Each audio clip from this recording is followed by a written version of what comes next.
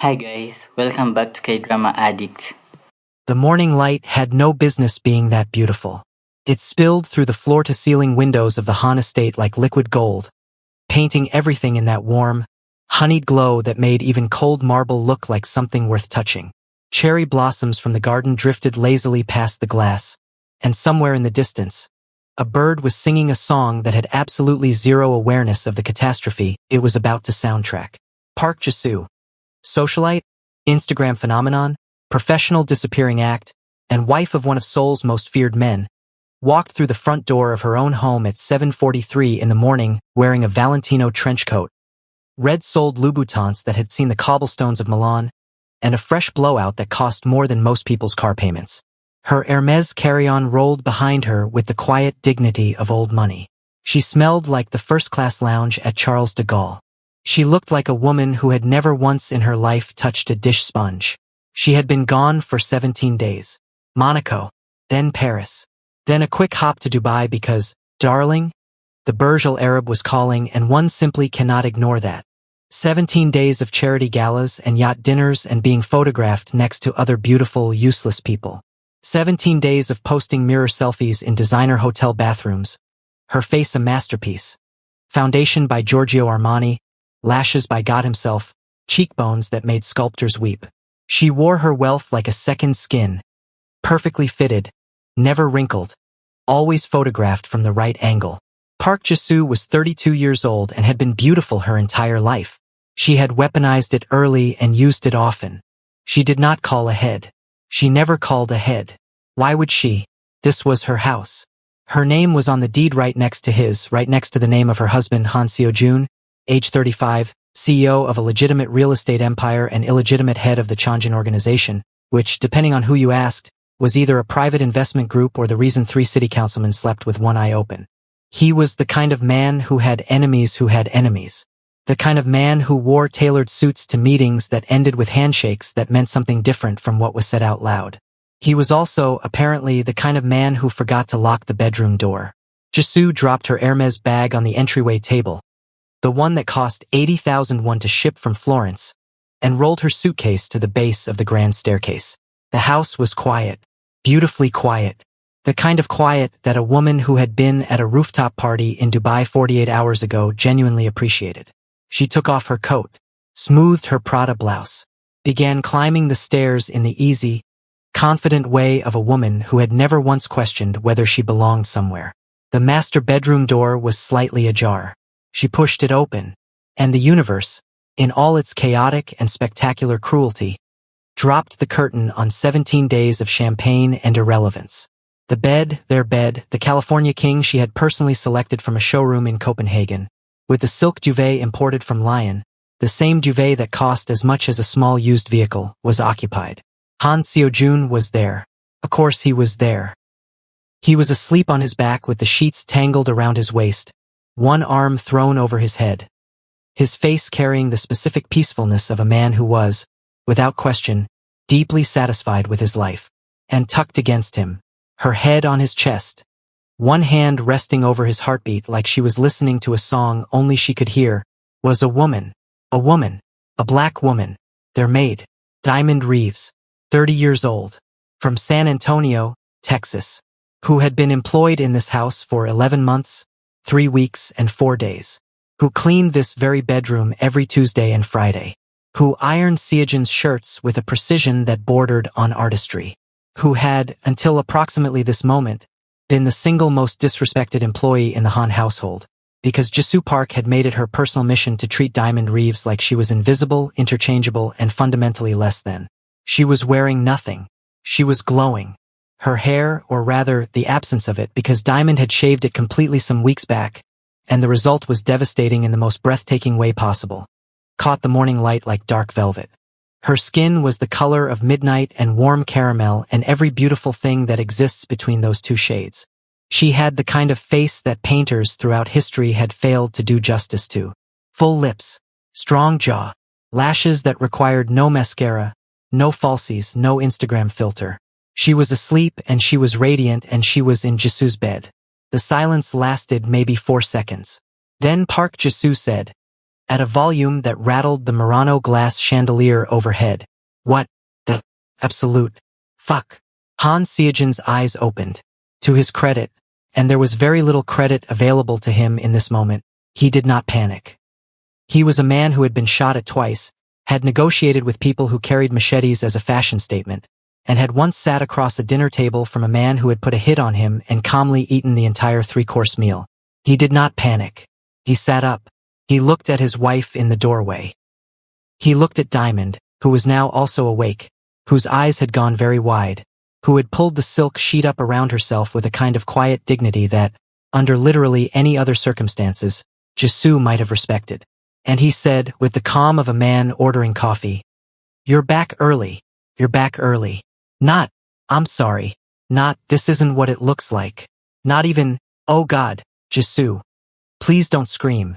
Just, you're back early." Jisoo's left eye twitched. A vein in her temple made itself known.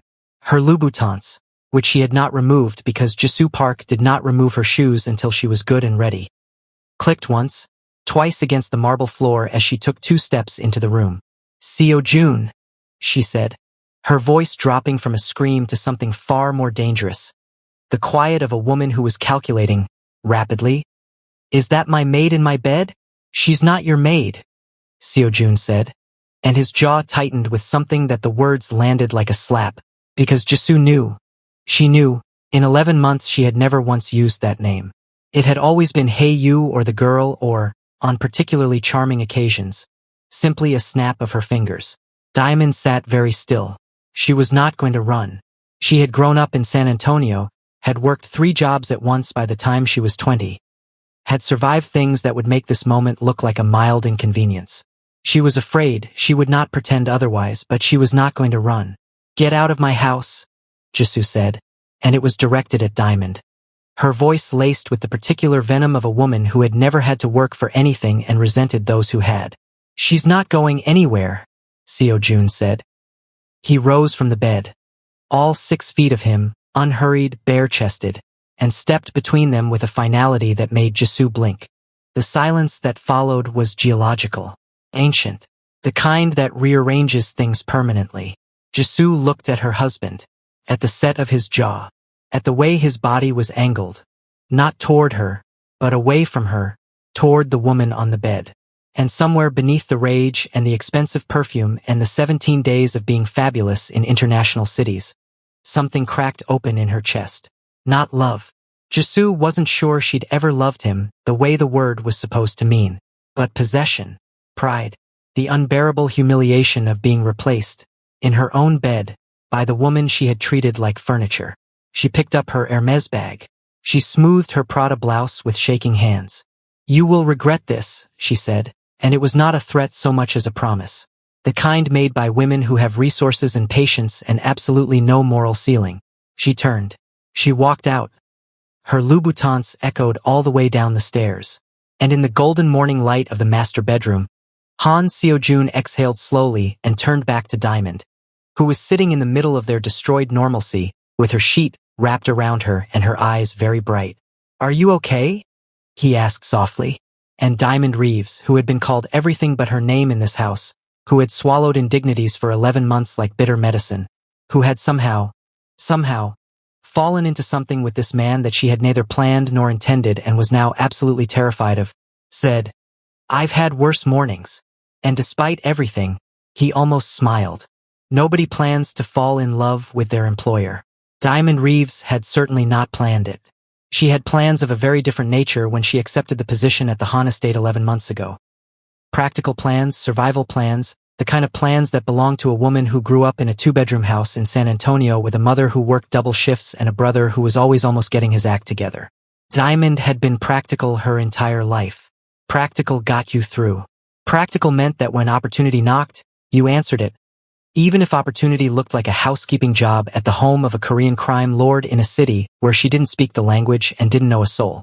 She had arrived in Seoul with a work visa, 2 suitcases, a degree in hospitality management that the Han household had absolutely not required, and a uniform. The uniform.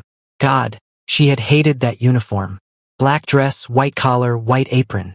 Conservative cut. The kind of thing designed to make the person wearing it disappear into the background of other people's expensive lives. She wore it every day and it fit fine and she looked professional in it and she despised every fiber of its sensible, invisible fabric. Back home in San Antonio she had style. She had opinions about clothes, about color, about the way a silhouette could make you feel like you owned the ground you were standing on. But in the Han house, she was the uniform. She was the pressed collar and the white apron and the sensible flat shoes. Jisoo made sure she understood that. Not with one big moment but with 100 small ones. The way she spoke to Diamond without looking at her. The way she left rooms when Diamond entered them, as though proximity were contagious. The way she once left a note, a handwritten note, complaining that Diamond had placed her Dior lipstick 1 centimeter to the left of where it belonged on the vanity. The way she had, on 3 separate occasions, asked Seo Jun in front of Diamond whether they should get someone else. As though Diamond couldn't understand the sentence or didn't have feelings to be injured by it. Diamond understood. Her Korean was better than anyone knew because she had been learning quietly, alone, in her room at night with an app and iron determination. She understood every word. She swallowed every word too. Because rent existed. Because her mother's physical therapy back in San Antonio was not free. Because practical. But she had noticed Seo Jun from the beginning. Not in the way a woman notices a man she intends to pursue. She had more sense than that. But in the way you notice something that doesn't fit the frame it's been put in. Han Seo Jun was, by any objective measure, terrifying. He had the kind of stillness that came from a man who had learned long ago that he didn't need to raise his voice to make a room obey. He walked through his own house like he was already 3 moves ahead of whatever was coming. His eyes, dark, quiet, observant, noticed things that most people missed. He noticed Diamond. Not the uniform. Her. Started small. Stupid small. The kind of small that you dismiss because you have to. He started leaving her coffee. Not instructing the kitchen to prepare coffee for the staff. Actually leaving it. A cup, always the right temperature, always on the counter near wherever she was working. Black with 1 sugar, which was exactly how she took it, which meant he had paid attention, which was, she told herself, simply the behavior of an observant man and not, emphatically not, something to read into. Then one evening in the 3rd month, she had been on her hands and knees scrubbing the kitchen floor. Jisoo had hosted a dinner party and the aftermath had been spectacular. And she had been humming to herself, an old Beyoncé song, quietly, because she thought she was alone and she heard, "You have a beautiful voice." She had startled so hard she knocked over the bucket. He had helped her clean it up. Han Seo Jun, head of the Chonjin organization, had gotten on his knees on his own kitchen floor and helped her mop up soapy water and had not said a single word about it afterward. She had thought about that for 3 weeks. In month 5, Jisoo had left for one of her trips. Santorini, that time, or possibly the Maldives. Diamond couldn't keep track, and the house had exhaled. That was the only word for it. Without Jisoo, the house exhaled. The tension that lived in every room like expensive furniture simply released. Even the air felt different. Seo Jun had started eating dinner in the kitchen. Not at the formal dining table with its 16 chairs and its centerpiece that cost more than Diamond's first car. In the kitchen, at the small table near the window where the staff occasionally took their meals, unremarkable table, slightly wobbly leg on the left side. A scratch on the surface that Diamond had noticed was shaped vaguely like Texas. He started talking to her, not asking her to fetch things, not issuing instructions. Talking. About small things first, about the garden, about whether she liked Seoul, about San Antonio, which he had visited once for a real estate conference and remembered primarily for the heat and the river walk. She had laughed at his description. A real laugh, unguarded, the kind she'd been keeping on a short leash since arriving, and he had looked at her with an expression she couldn't immediately name. Took her 2 days to name it. Longing. Because Han Seo Jun was lonely. Profoundly, completely, achingly lonely in the way that only very powerful people can be. Surrounded by people who feared him or wanted something from him or both. Married to a woman who treated their home like a hotel between destinations. He had everything and he had nothing, and the nothing was eating him alive at 35 in his beautiful, silent, expensive house. Diamond knew lonely too. She just wore it differently. Over the following months, month 6, month 7, something shifted. The evening kitchen conversations became the best part of both of their days without either of them officially acknowledging it. He taught her to make doenjang jjigae because she asked, and he was quietly an excellent cook, another thing that surprised her. She taught him to make her grandmother's peach cobbler, which he ate 2 full servings of and declared, with great seriousness, the best thing he had tasted in 5 years. In month 8, on a Tuesday evening, she had been reaching for something on a high shelf and he had appeared behind her to get it. His chest brushing her back, his arm alongside hers, his breath near her temple. And when he handed it to her and she turned and they were, suddenly very close, neither of them moved away. Diamond, he had said quietly, just her name, the way he said it like it was a word that meant something specific to him. Don't, she had said. Don't do something that makes this harder. I know, he had said. I know. And he had stepped back. And she had gone to her room. And she had sat on the edge of her bed and pressed both hands to her face and had a very stern conversation with herself about the nature of reality and the importance of not making catastrophically foolish decisions. She had eventually, in month 9, made the catastrophically foolish decision. But before all of that, she did something else first. She shaved her head. She had always wanted to. She had a beautiful skull. She knew it in the abstract. And her natural hair was something she loved but had learned to keep neat and contained in this house. Pulled back, minimized, appropriate. One evening with a pair of clippers and her bathroom mirror, she had set it free by removing all of it, and when she looked at herself afterward, really looked, she saw something she hadn't seen in almost a year. Herself. The woman who existed before the uniform. Before the invisible labor. Before the finger snapping and the hey you and the lipstick placed 1 centimeter too far to the left. She was still there. The next morning, when she came downstairs, Seo-jun had looked at her from across the kitchen and had gone very still in the way he did when something mattered. You look, he started. Don't, she said. But she was almost smiling. Extraordinary, he finished. Just that. Not strange, not unexpected, not did you do something to your hair. Extraordinary. She had turned to the sink and pretended to be very interested in a glass she was washing and had thought, with the resigned clarity of a woman who knows she's already lost. Oh hell. Park Ji-soo did not leave. This was the first and most important thing to understand about what happened next. When a woman like Ji-soo, raised on entitlement, armored in designer labels, weaponized by beauty, is humiliated in her own home, she does not retreat. She regroups. She moved into the guest suite on the 3rd floor, which was, frankly, more luxurious than most people's primary residences, and she set up operations. Seo-jun, to his credit, had filed for divorce within a week of the bedroom incident. Their marriage had long been a strategic arrangement. His protection and resources, her social connections and cover of respectability, and what minimal warmth it had once possessed had evaporated years ago, burned off by her endless absences and his growing, unspoken realization that he had married a performance rather than a person. The open marriage agreement they'd reached 18 months ago had been his attempt to cope with the loneliness. It had, instead, given him Diamond. The lawyers were engaged. The papers were in process.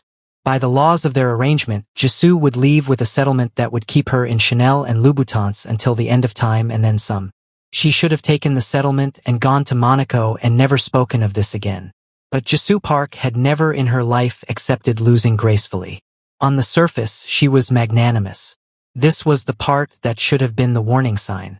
This was the blinking neon signal that everyone, including Diamond, missed. Ji-soo stopped being cruel. She began, inexplicably, being kind. Not to Seo-jun. She and Seo-jun existed in the same house the way 2 weather systems coexist, each going about their business, neither making direct contact. No, she was kind to Diamond. Startlingly, disarmingly kind. She used her name, Good Morning, Diamond. In a voice stripped of its previous contempt. She complimented a dress Diamond wore, because Seo-jun over the past month had begun replacing the uniform with things he selected personally, beautiful things, an emerald wrap dress, cream wide-leg trousers, a deep burgundy blouse that Diamond had put on and stood in front of the mirror staring at for a long time because she looked expensive and she looked herself simultaneously. Ji-soo complimented the burgundy blouse. Diamond had been confused but cautious. She was not a naive woman. She knew what Ji-soo was. But she was also fundamentally decent, and when someone extends an olive branch, decency makes you consider it. I treated you badly, Ji-soo said one afternoon, finding Diamond alone in the sunroom with a book. She sat across from her with a cup of tea and an expression of practiced remorse that Diamond, who should have recognized theater when she saw it, read as something approaching genuine. I was ugly to you, not just professionally. Ugly. Because of how you look and where you're from and things that have nothing to do with who you are. I'm sorry. Diamond looked at her for a long moment. Apology noted, she said carefully. I'd like to try to be, not enemies, Jisoo said. Whatever happens with Seo Jun, whatever the lawyers sort out, we'll be in each other's orbit. I'd rather not poison that. Poison. The word would come back to Diamond later. The way it does when the universe is trying to give you a message in a language you haven't learned to read yet. I can work with that, Diamond said. And so they existed over the following 3 weeks in a strange, almost functional détente. Jisoo joined them for coffee once. She gave Diamond a scarf. Hermes? Silk, absolutely stunning. Saying she was clearing things out. She asked questions about San Antonio, about Diamond's family, and she listened, and Diamond, who had been starved of basic human acknowledgement in this house for almost a year, found herself cautiously responding. Seo Jun watched this development with the eyes of a man who had survived by reading rooms accurately for 15 years. Be careful, he said quietly to Diamond one night. She's being decent, Diamond said. Jisoo is never decent without a reason. Diamond had squeezed his hand and told him he was being paranoid, and he had let it go because he loved her and because sometimes love makes you want to believe that the people around you are better than you know them to be. He should have pushed harder. 3 days later, Jisoo invited Diamond to tea in her suite, a proper tea, with a spread of pastries and the expensive loose-leaf blend she had someone ship from Tokyo. It was warm and the curtains were doing that beautiful golden afternoon thing, and Jisoo was wearing full Chanel. Cream and black, impeccable, the kind of outfit that costs as much as a semester of college, and she poured the tea herself and pushed Diamond's cup toward her with a smile that reached her eyes just enough. They talked, genuinely talked, about girlhood and loneliness and the specific exhaustion of being a woman who has to work twice as hard for half the acknowledgement. About fashion and beauty. Jisoo was at her most alive talking about aesthetics, and here Diamond could genuinely engage, because she had always loved beautiful things even when she couldn't afford them, even when she was invisible inside them. Jisoo had leaned across and touched the silk of Diamond's wig, a full, gorgeous piece that Seo Jun had taken her to select himself, deep black with auburn highlights, an absolutely glamorous thing that sat on her shaved head like a crown, and said, "He really loves you, you know? I want you to know I'm not fighting that." Diamond had been moved. She had, God help her, been genuinely moved. She drank the tea. It began 6 hours later. A burning, low and deep, in her stomach. The kind that announces itself quietly before it becomes a declaration of war. By midnight she was on the bathroom floor. By 2 a.m., Seo Jun had found her. By 3 a.m., his phone was already ringing with the names of every doctor in Seoul who owed him a favor, and he was carrying her, this man who ran an empire, with his dress shirt coming untucked and his voice cracking at the edges in ways he didn't know it could, to the car, barking instructions, his hand holding hers the entire drive. The hospital was the best in the country. Because of course it was. He had people there. Resources. Within an hour there were answers, not good ones, but answers.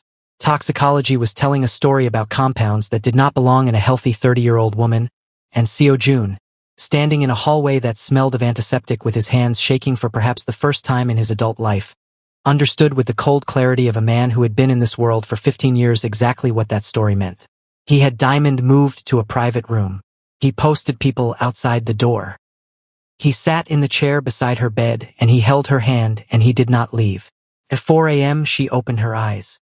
"Hey," she said, hoarse, blurred, trying to orient. "Hey," he said, and his voice was wrecked. She looked at his face and she understood that something bad had happened. She looked at the 4 in her arm.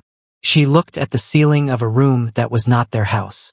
"The tea," she said, and from his expression, the way his jaw went to stone and his eyes went somewhere dark and very, very cold. She had her answer. He had already sent people to find Jisoo. He had already confirmed what the toxicology was suggesting. He had already understood, in the marrow-deep way of a man who had chosen the life he'd chosen, that he had let a snake exist in his house because he had been willing, foolishly, unforgivably willing, to believe she had simply accepted defeat. Park Ji-soo, it turned out, had not gone quietly anywhere in her entire 32 years on this earth. She had made one catastrophic miscalculation. She had underestimated how deep the accounting would run. Diamond spent 8 days in the hospital. 8 days of IVs and monitoring and a medical team that Seo-jun was compensating at a rate that made the head of cardiology briefly emotional.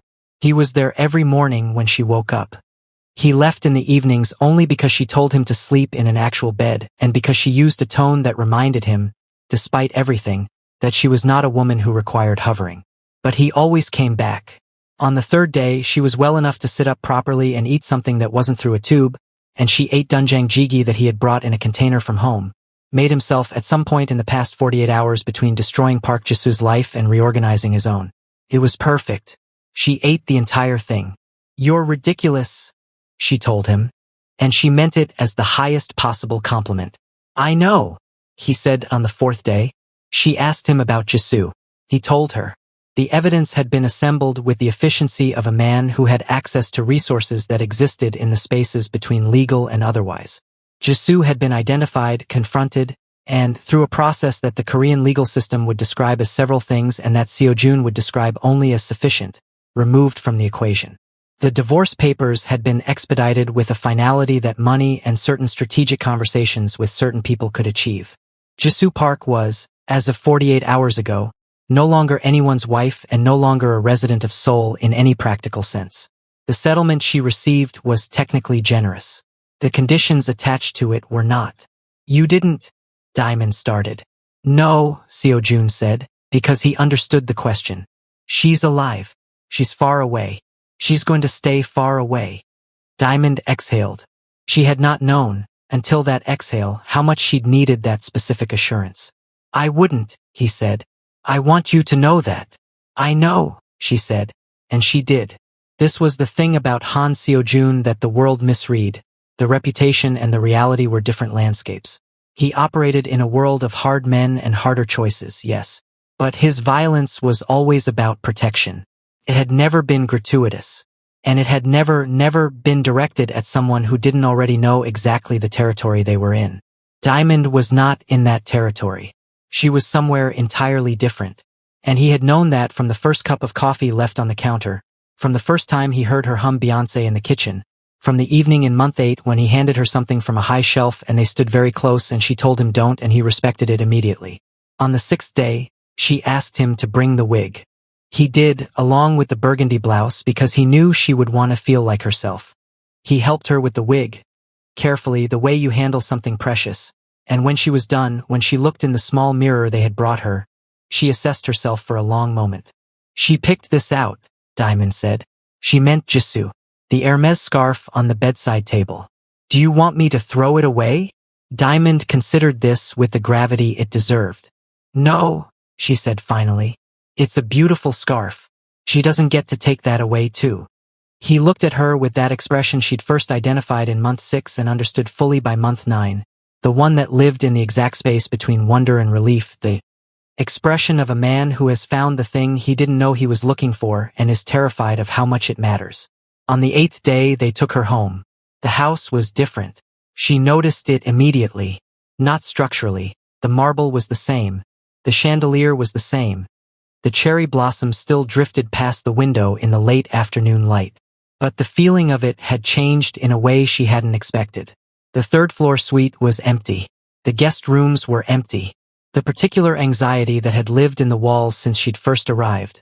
The low-grade tension of a house containing a woman who weaponized her presence and her absence in equal measure was gone. The house was just a house. An extraordinarily beautiful, stupidly expensive house. Yes, but a house. The kind a person could actually live in. She sat on the couch in the living room in her burgundy blouse and her gorgeous wig and her dignity, which had been through significant trials recently and had emerged, improbably, intact. Seo-jun sat beside her. They were quiet for a while, the way people are quiet when they've been through something together that has reorganized the fundamental coordinates of their lives. "I was horrible to you," Diamond said, not referring to Ji-soo, referring to the months before, when she had kept him carefully at arm's length. When she had enforced distance for the sake of the professional reality and her own sanity and because she was practical and practical got you through. You were correct, he said. There's a difference. She looked at him sideways. You were patient, she said. You were worth it. She made a face. That was very cheesy. I know. I'm going to need you to never say anything that cheesy again. Absolutely not possible, he said, perfectly serious. I have years of repressed cheese. It's coming out now. She laughed. Really laughed, the unguarded, full-chested laugh from the kitchen. The one she'd been keeping on a short leash for so long. It filled the room the way the morning light filled it, the way the cherry blossoms filled the garden. It was the sound of something returning to the place it was supposed to be. 6 months later, on a Saturday afternoon in May, when the cherry blossoms were doing their spectacular thing and the light was the specific gold that made even cold marble feel warm, Han Seo-jun married Diamond Reeves in a ceremony with 12 people and no photographers and a minister who owed him absolutely nothing and came purely because he wanted to. Diamond wore cream, not a maid's white apron cream, a dress that a designer in Seoul had built specifically for her over 3 months of fittings, a column of heavy silk that moved like water and cost a number that made Diamond close her eyes briefly when she heard it and then open them because she had decided, after everything, to receive beautiful things without apology. The wig she chose was her favorite, deep black, dramatic, falling past her shoulders in thick waves, the kind of thing that enters a room before you do. Seo-jun had selected it with her on a Tuesday afternoon at a shop in Gangnam, where the woman behind the counter had watched them argue enthusiastically about 2 different styles for 45 minutes and had later told her colleague it was the most romantic shopping experience she'd witnessed in 11 years. He wore charcoal. He looked devastating. He had the expression of a man who was improbably and completely happy. She stood across from him and held his hands and thought about San Antonio and the 2 suitcases and the uniform and the snap of fingers and a year's worth of invisible labor and a cup of coffee always left at the right temperature and a kitchen floor and a high shelf and a conversation about doenjang jjigae and a hospital room and a wig carefully placed and a laugh that had finally found somewhere it was allowed to be full. She thought about all the ways life folds in on itself. The way the worst thing that happens to you is sometimes also the doorway. The way poison, if it doesn't finish you, can clarify everything. The way a woman who was treated like furniture in a house can end up being the reason the house finally has a heartbeat. The minister asked if she took this man. Diamond Reeves, practical, extraordinary, survivor of San Antonio and Seoul and one very expensive cup of lace tea. Looked at Han Seo-jun and thought, you ridiculous, lonely, coffee-leaving, kitchen-cooking, wig-selecting man. Yes, she said, and she meant it so completely that 2 of the 12 guests cried, including, notably, the accountant who had described himself as not really a crier. They ate doenjang jjigae at the reception, and peach cobbler. And there was one moment, toward the end of the evening, when Diamond was standing near the window looking out at the garden, at the cherry blossoms doing their timeless, unbothered thing, and Seo-jun came to stand behind her, his arms around her shoulders, his chin near her temple. Hey, he said. Hey, she said. The house breathed around them, quiet and full and nothing like it used to be. Outside, the blossoms fell, and the light held everything gently, and the snake was gone, and the garden was theirs. Hi guys, in this story we learned that we should never mistake someone's position for their worth and never underestimate the person you refuse to see. Kindly like and subscribe.